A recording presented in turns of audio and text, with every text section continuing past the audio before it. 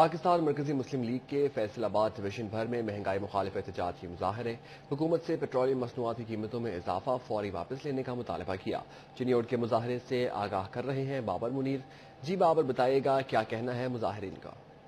بالکل جی، پیٹرولیم مصنوعات کی قیمتوں میں حالیہ اضافے اور بڑھتی ہوئی مہنگائی کے خلاف پاکستان مرکزی مسلم لیگ اس وقت سراپا احتجاج ہے۔ ڈسٹرکٹ پریس کلب کے باہر احتجاج کیا جا رہا ہے، جس میں مظاہرین کی کثیر تعداد جو ہے وہ شریک ہے۔ مظاہرین ہمارے ساتھ موجود ہیں، ان سے بات کرتے ہیں۔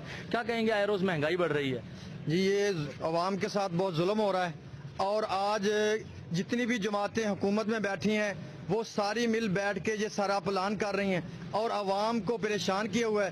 یہ ملک اللہ تعالیٰ نے مسلمانوں کے لیے بنایا تھا اور یہ لا الہ الا اللہ کے لیے لیا گیا تھا۔ آج اس ملک میں رہنے والے مسلمان ملک چھوڑ کے جا رہے ہیں، تو ہم اس مہنگائی کے خلاف میدان میں اترے ہیں۔ پاکستان مرکزی مسلم لیگ انشاءاللہ ضلع چنیوٹ میں ہم ہر محلے میں لوگوں کے اندر شعور بیدار کریں گے اور انشاءاللہ حکومت کو مجبور کریں گے کہ یہ مہنگائی کے فیصلے واپس لے۔ پی پی کے امیدوار ہیں محسن گجر، ان سے بات کرتے ہیں۔ چودھری صاحب، کیا مطالبہ کریں گے؟